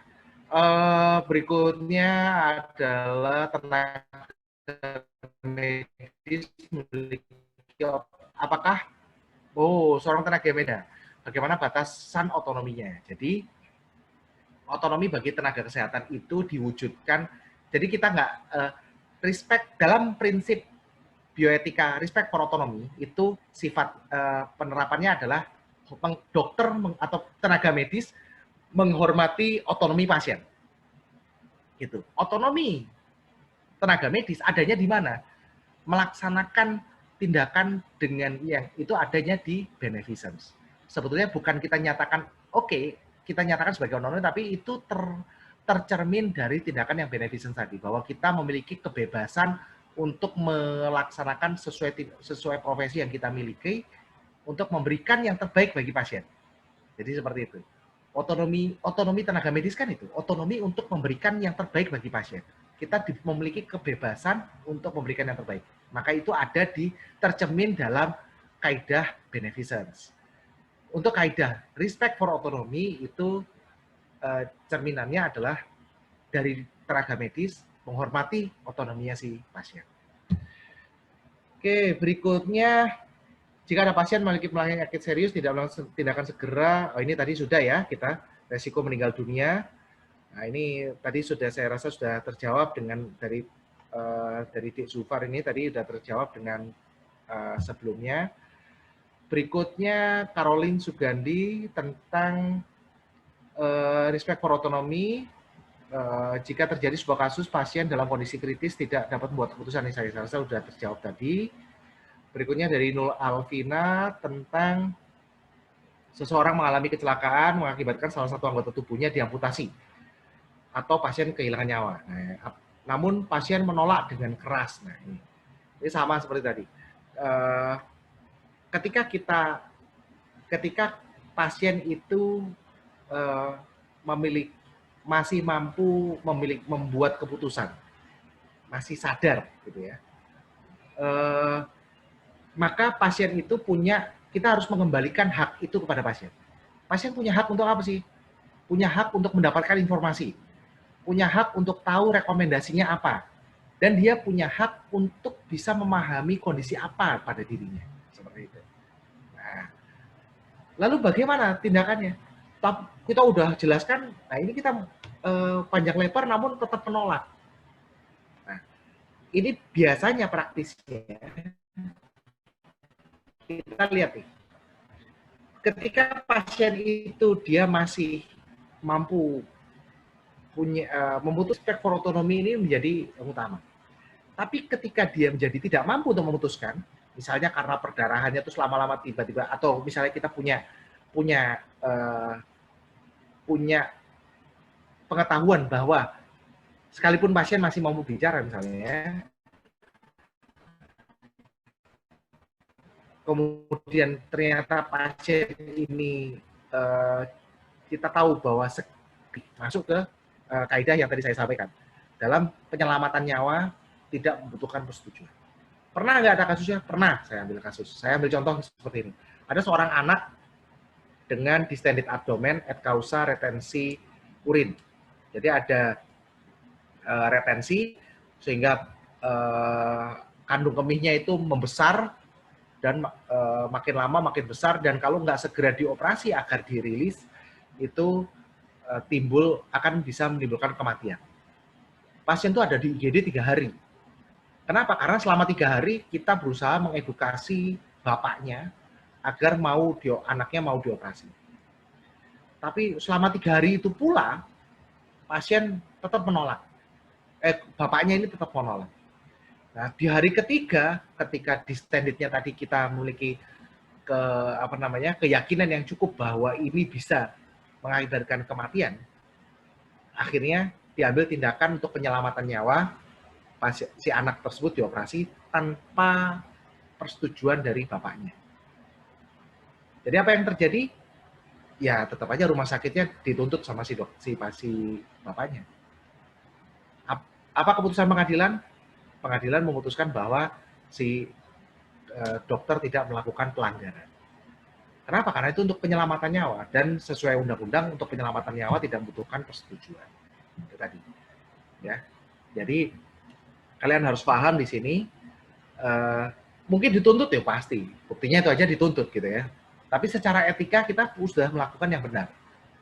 Tapi yang tidak boleh adalah mentang-mentang dikatakan bisa langsung, tapi kalian membypass itu gitu loh. Kalian langsung, wah kalau gitu langsung bawa ke ruang operasi itu. Masih ada 3 hari untuk menjelaskan.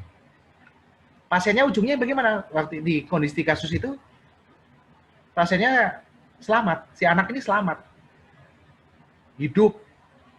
Anaknya hidup, tapi rumah sakitnya dituntut sama bapaknya. Coba bayangin. Benar-benar luar biasa kan? Tapi itu terjadi, kasus nyata. Akhirnya masuk pengadilan, masuk. Di pengadilan bagaimana? Rumah sakit menang, tidak bersalah. Terbukti tidak bersalah. Gitu ya. Termasuk ini, bisa aja mau dia amputasi, apa segala macam gitu. Tapi ya tadi yang saya bilang, jangan di-bypass dengan langsung dioperasi tanpa persetujuan. Hak respect for autonomy itu tetap harus dijalankan. Ada norma etikanya di situ. Kita tetap harus memberikan penjelasan yang cukup. Kita harus memberikan rekomendasi. Kita harus memastikan bahwa pasien benar-benar memahami hal tersebut ya. Berikutnya dari Evander tentang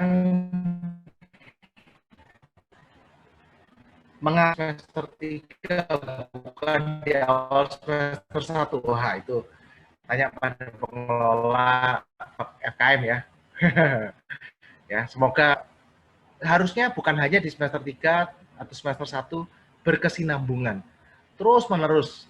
Karena apa? Karena praktikal untuk mengatasi dilema-dilema etik di lapangan itu harus terus-menerus dikedepankan. Sekarang ini FKM ini lagi jadi sorotan dan menjadi captain sekarang ini di masa pandemi COVID.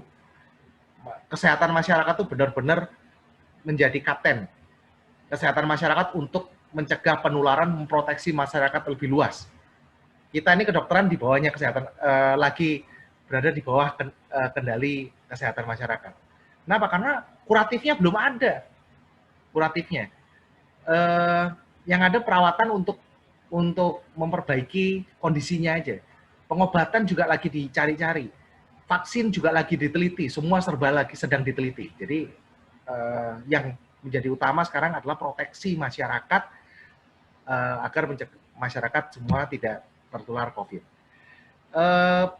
Saya rasa itu bisa ditelaah oleh teman adik Evander di FKM ini, bagaimana sih sebetulnya etikanya dalam masa pandemi ini.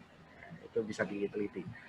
Berikutnya Gini Alfikra dari Evika tentang bila dihadapkan suatu perkara 2 pasien riwayat penyakit yang sama, butuh penanganan yang sama, salah satunya BPJS, salah satu mandiri. Nah ini tadi saya rasa sudah saya jawab tentang kesetaraan tadi ya, hak atas kesehatan yang sama. Berikutnya dari Keisa Annabel nih. Oke. Abel nih namanya Abel, di mana dokter menerima seorang pasien mengetahui peraturan yang terbaik perlu dilakukan, namun dari segi peraturan rumah sakit atau peraturan lainnya tidak memperbolehkan perawat tersebut. Apa yang harus dilakukan dokter itu, apa yang harus dilakukan jika moral dan etika didasari tidak selaras. Oke. Saat ini saya belum tahu ya apakah ada hal ini gitu ya, karena yang saya pahami dari legal saat ini adalah peraturan-peraturan hukum itu sudah didasari oleh aspek disiplin maupun nilai-nilai etika yang sejalan. Ya. Saya rasa tidak. Mungkin kalau bisa dia ambil contohnya, kita bisa telaah bersama-sama. Yang ada adalah sekarang itu adalah peraturan hukum itu tidak mungkin seluas atau sedetil etika. Makanya dilema etika itu akan selalu ada.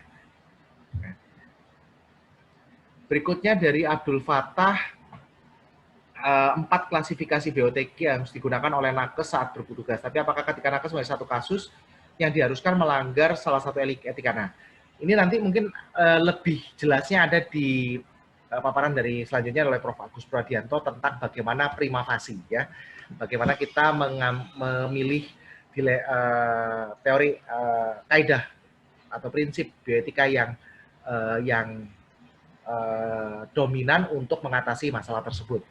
Nanti sebetulnya kalau saya sekarang secara umum saya katakan adalah bukan melanggar, namun pada setiap kondisi dilema etika, pada setiap konteks dilema etika, pasti ada salah satu prinsip yang dominan dibanding prinsip lainnya.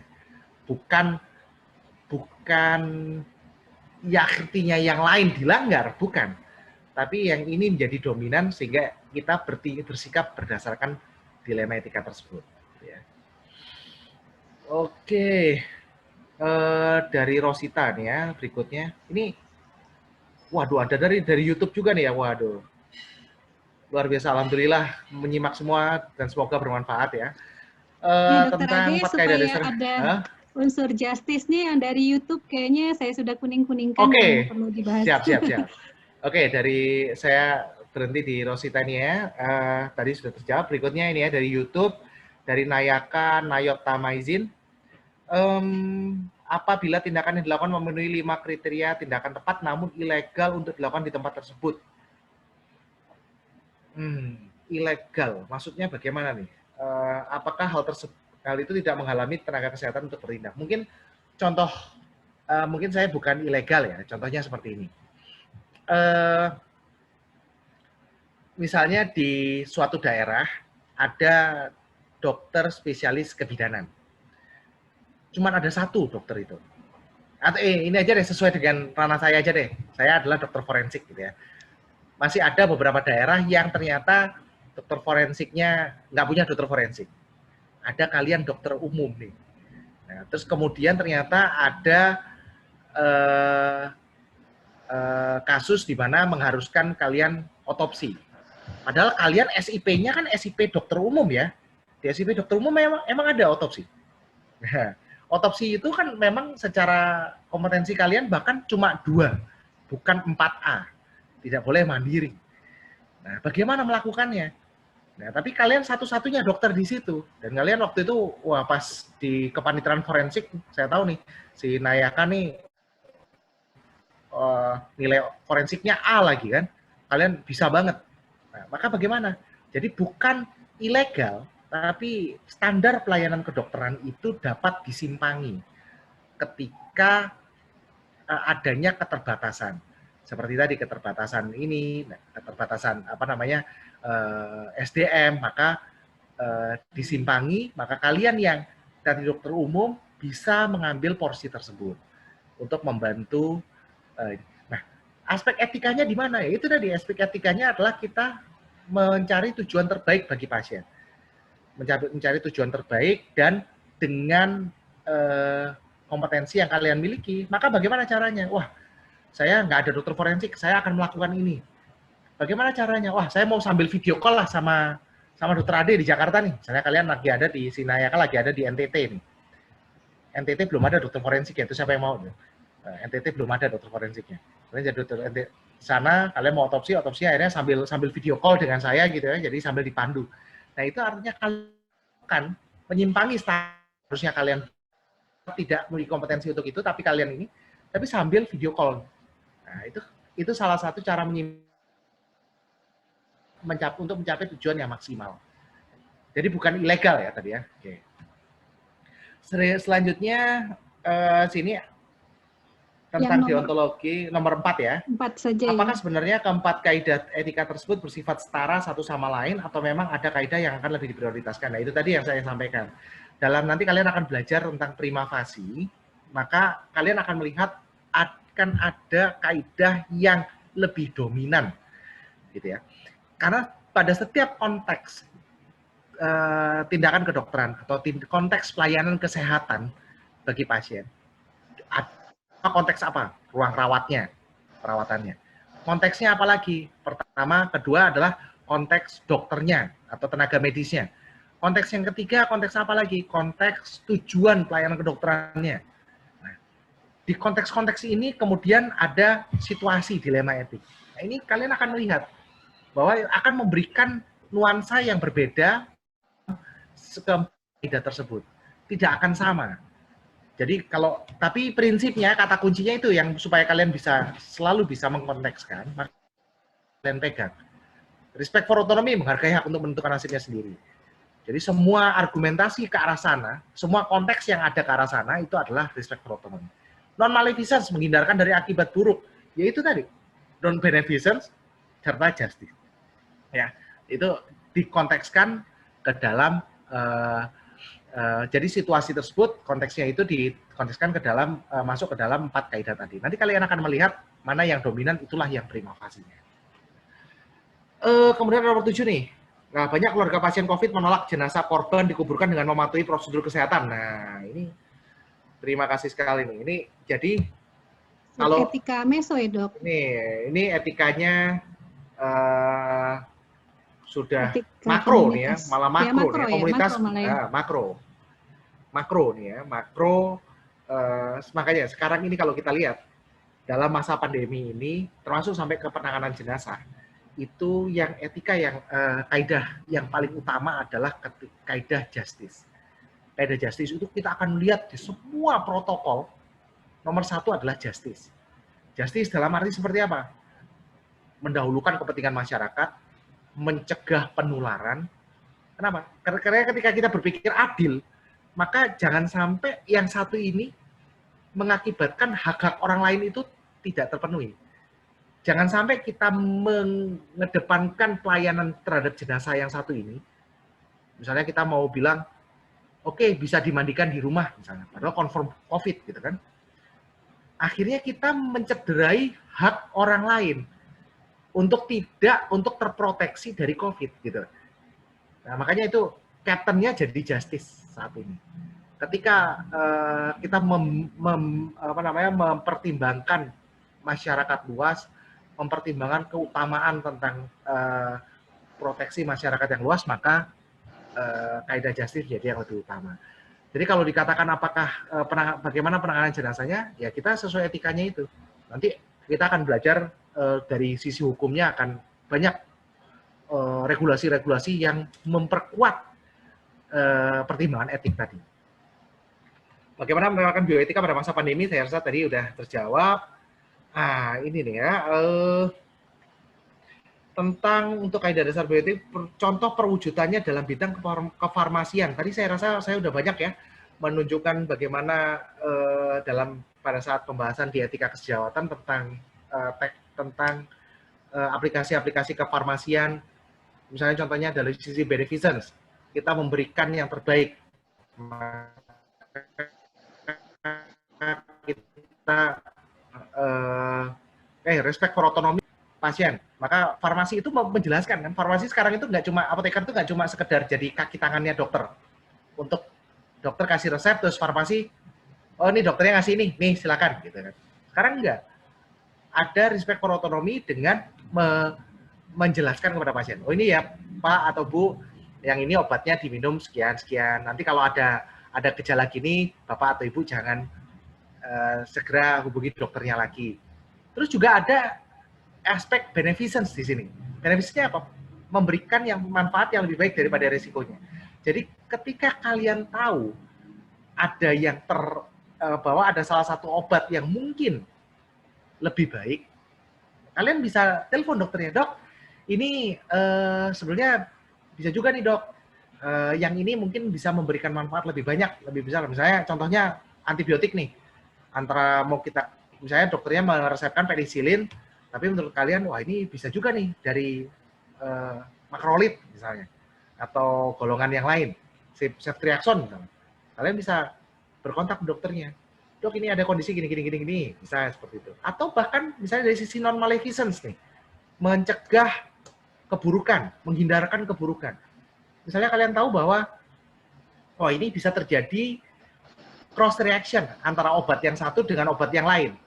Cross reaction ini bagaimana caranya ya?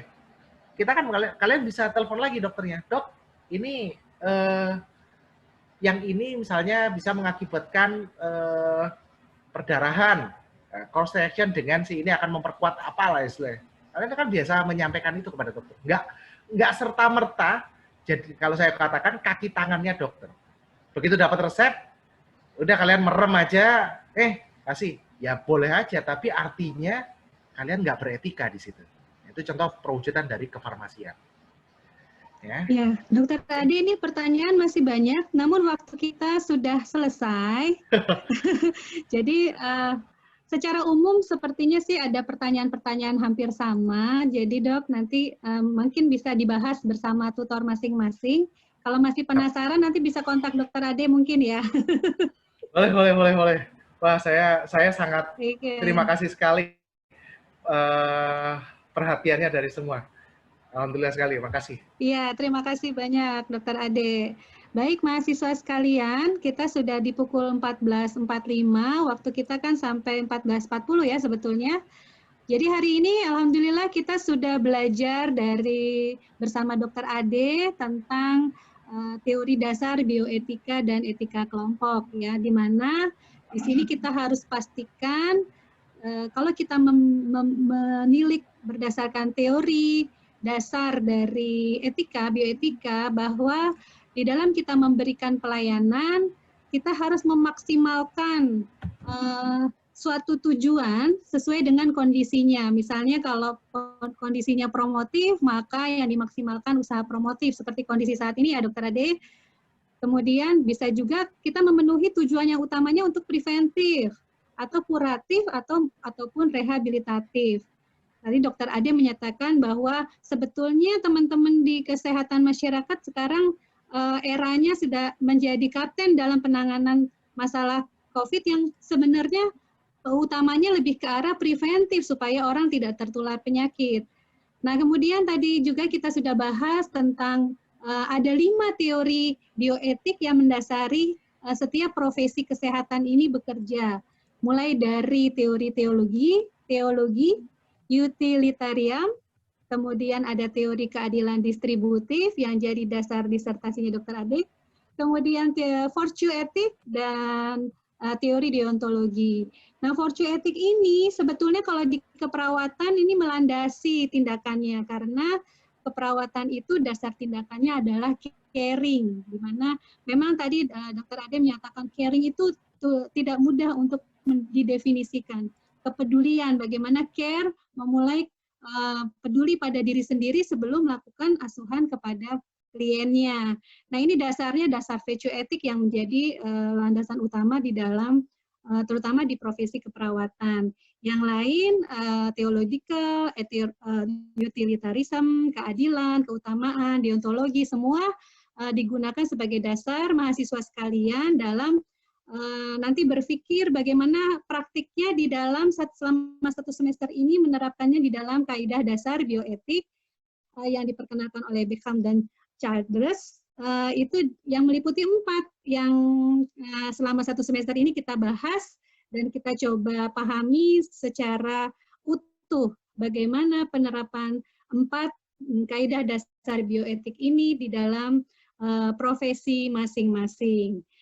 Terus terakhir, karena kondisi saat ini memang di dalam pelayanan kesehatan tidak bisa dilakukan oleh hanya satu profesi kesehatan, sehingga diperlukan adanya etika kelompok, di mana dasarnya bagaimana kita memberikan pelayanan, di mana pasien sebagai pusat ya dok ya, di mana pelayanannya dilakukan secara terpadu, terintegrasi, dan berkesinambungan. Saya rasa itu tadi yang sudah dibahas selama hampir 2 jam di dalam diskusi interaktif ini. Terima kasih Dr. Ade Firmansyah atas pencerahannya. Nanti mudah-mudahan ada junior-junior Dr. Ade nih. Tadi udah ada tanda tuh, di NTT belum ada tuh dokter forensik. Mudah-mudahan nanti ada yang tertarik. Baik, mahasiswa sekalian, dan di sini juga saya lihat ada ibu-ibu dan bapak tutor yang mendampingi mahasiswa sekalian belajar nanti setelah ini. Saya ingatkan untuk mahasiswa sekalian, jangan lupa untuk mengisi presensi dengan mengisi link presensi yang sudah ada di kolom chat. Ya, jangan lupa kita akan membuka link presensi ini sampai pukul 18 kalau tidak salah. Betul ya, Dr. Mira ya? Oke. Oke, saya rasa sudah cukup untuk kegiatan hari ini. Kita bertemu lagi minggu depan, mahasiswa sekalian. Dalam situasi kita melakukan diskusi interaktif yang kedua nanti bersama Prof. Agus Purwadianto. Nanti betul tadi lanjutan dari Dr. Ade, fokus kita ke prima facie sampai ke prima facie ya, bagaimana kita mengenal KDB tersebut dan melihatnya mana yang paling menonjol dari setiap kasus yang berbeda-beda. Terima kasih atas perhatian mahasiswa sekalian. Saya akhiri pertemuan hari ini. Mohon maaf apabila ada yang kurang selama proses. Terima kasih. Assalamualaikum warahmatullahi wabarakatuh. Waalaikumsalam.